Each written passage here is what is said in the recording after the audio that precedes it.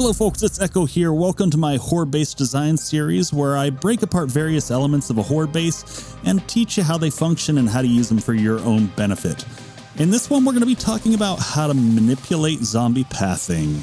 There's a handful of ways to do this and I'm going to walk you through all of them. In this base, the Hydra, you can see there's actually 4 different pathways that you can route the zombies through. And this one is using vault hatches. In the next example, we have Winter's Edge, which has 2 drawbridges that allow the zombies to come in through separate paths, which has the advantage of allowing you to loot during Horde Night. In the Desert Panda, we set this up to work almost like a shooting gallery where you have 4 separate lanes you can drive the zombies down and switch between all of them. In each of these mechanics, you're creating essentially switchable lanes to move the pathing to other areas to give you time to either get some respite or repair or loot. So in any case, folks, let's jump on in and let me show you how this works. So I've gone ahead and set up a small horde base here with 4 entryways into it, similar to the Hydra base. In this scenario, I'm going to show you kind of some different ways to be able to utilize the dynamic pathing here. On one side, we've got a switchable lane using a garage door set. And then on this side, we've got vault doors. On the other side over here, we're going to have a drawbridge. And then on the far side, we'll actually have some hatches that we'll be able to use to be able to dynamically push the zombies around the map. So let's hop in here so you see kind of how this all comes together. We've got a double set of vault doors here leading us into this kind of makeshift horde base that's more representational than something that I would actually build. And then we're going to start on the side over here with the vault doors and explain them first.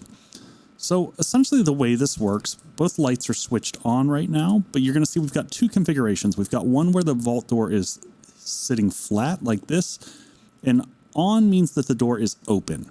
So in this case, the door, the light here is actually not representational of the lane being open or closed. It's actually inverse. So in this situation, the zombies would not view this as a valid path. They would get to here and say, nope, and they'd either fall down and then cycle back. So to turn this lane on, you switch the light off and it's going to pull that doorway up, and this becomes a valid path for zombies to cross across. Now, the more logical way to do it is this way, where you actually have the light turned on, flips the doorway up. Turning off turns this lane off. Now, you'll notice that the zombies can run across this if they're right on the edge, but they typically won't. And if they stack up, they tend to fall off, and they'll look for a better lane to get across to you. So similarly to the vault doors, the hatches work in almost the same way, except for they are essentially 2 hatches side by side. I wouldn't do a single one because they'll still try to swing from this position here. But in this case, you're just going to have this switch brings up both of those and activates this lane. And you have the same adds and disadvantages that you have with the vault door over there. And that this one, when it's actually the light's on, you know it's active, so it's a little bit easier to understand from a logic perspective. So same thing here, you turn it off, it's going to dump the zombies, and they'll cycle to the next position that you have kind of available. So this is one of my other new ones that I've been using. I really love this. I used this in the night train, and I'll link that up above. And I use it there less for switching lanes and more of just dumping and recycling the zombies, just to give yourself a break, give yourself a chance to do some repairs. So in this one, what it does is uses a pair of garage doors that pull in and create the walkway for the zombies to come across. And then when they pile up and you've got a little bit too much, you can hit this. It pulls them back and dumps them. You've got a grenade chute here to launch grenades down there, and you can shoot them as they're making their way back up to the top. The last one that I'll talk about is the drawbridge, and this one is kind of an interesting one because there's different ways to use this. This is not how I would typically do it. So in this one, I just made a simple fighting position across. The biggest thing is if you're going to use this, make sure you know you've got the 6 blocks it's going to take to go across a moat type of area or a ramp like you see up over there to get to it. So I use this in Winter's Edge and then Warden's Shield. Those are the 2 ways that I've used this one. But I use this as an entrance into the base, and in those cases I had 2 longer paths that looped into the side of the base, and the advantage to that was that it allowed me to do some looting during Horde Night, which was interesting. But this has the disadvantage of blocking your sight line, so when this one is, the lane's closed, you can't shoot down the lane, whereas when the lane is closed, you can still see the zombies and shoot. So These are just various options. I want to show you kind of how they worked. I'm going to switch this over to nighttime so you can kind of see how the pathing functions. So we're just going to spawn some zombies back over here. So we're just going to get a bunch of Arlenes and crank them out. Pop a shot. Take them out of pause mode. I was just playing with this earlier. So you'll see most of them should come running right on over here. And then when they stack up, you can just dump them all. Turn on the next lane. It might take them a second for them to reroute over here. So you'll see they'll stack for a second. They'll beat on the wall, and then they'll start to get bored of it. And then you'll see them start to reroute back to the new lane that you've opened up. So same way, we're going to dump them again here. Let's bring up the drawbridge over here. Let's see if we can get them to route. We'll stand back a little bit here. And here comes our zombies, just floating straight around to the other side. Now this one's going to be a little bit tricky. I should have done this one last, because this one has one other... Oh, flip that down. One other advantage, or disadvantage rather. And that's that you can't dump them here. You just squeeze them in and squish them, and it doesn't really do much.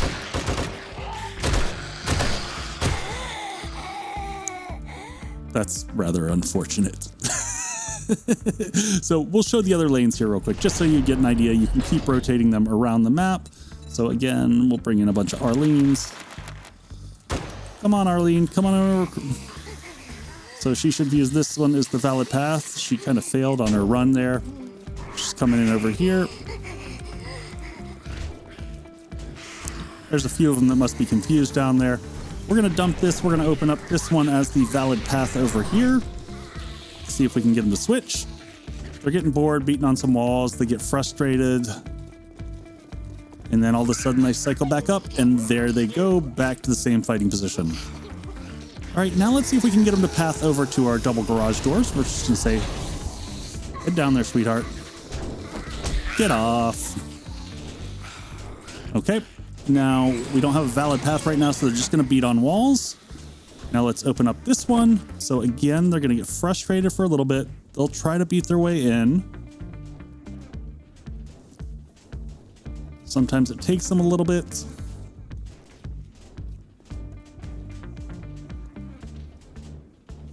And then at some point in time, you'll see they just kind of get bored and say, nope, that's not working for me. Let's flip, go to the other side, and away they go. So that is the quick setup. And then, you know, you can set up your melee positions however you want here.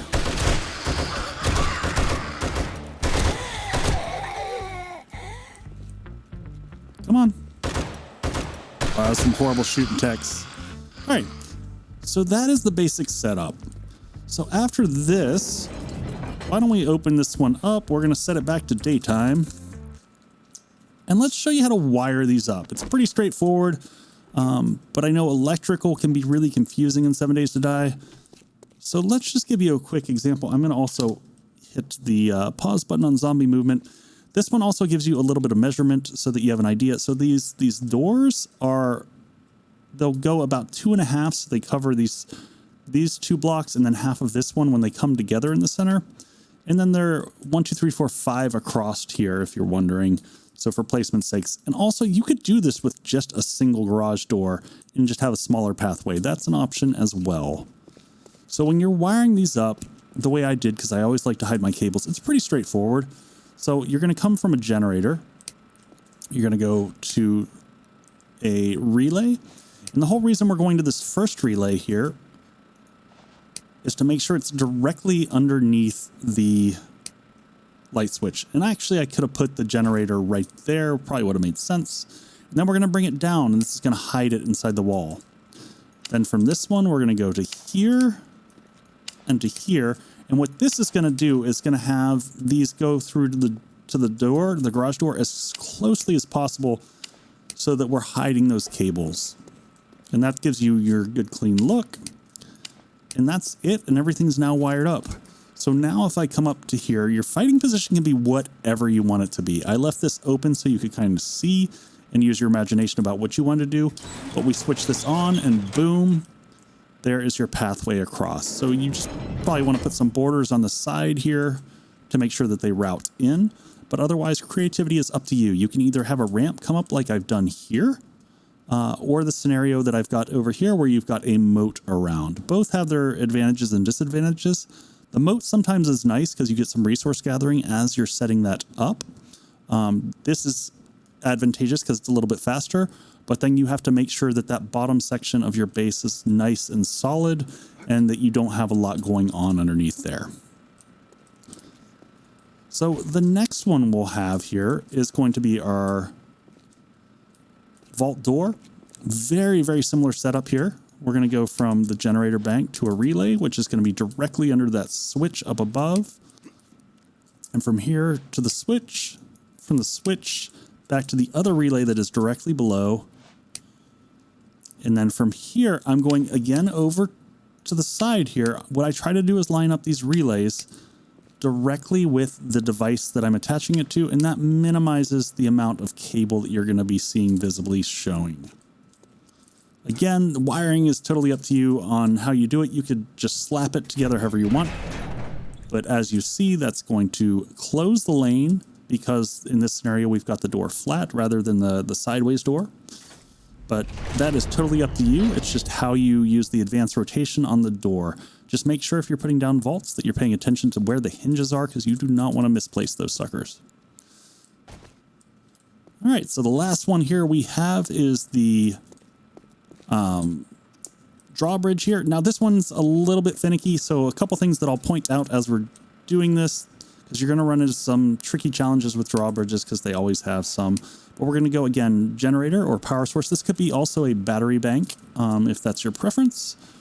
And then from here, we're going to go up to the light switch, and from the light switch back down to the relay here. And in this case, I'm going to bring that relay over to here. And the reason why we do this, the connection point on a drawbridge is on the bottom left side. So by connecting it over here, we're going to get the least amount of cable run. So you can see that's kind of going up to that diagonal corner right there. So the one other thing that I will point out, and I'll wait till I get the drawbridge down. So we press this on, the drawbridge goes down. We're going to jump up here. When you're placing a drawbridge, if you want to cap the area above it like this, it's not going to let you while the drawbridge is closed, but it will let you place those blocks as long as the drawbridge is open. So if you run into issues with that, that is how that functions. So again, all these setups can be used either in a ramp scenario like this or in the moat scenario like that. And if you have any other questions on how to make these switchable lanes, there's all different kinds of ways to configure these. Please hit me up down in the comments and let me know. And if you're curious about any of the bases that I referenced early on, all the links to those are below, so you can go check them out. I've got horde base breakdown videos on those, giving you how those lanes work and showing you some horde battles there. So that's what we got today, folks. I hope you have a fantastic day. Eko's out.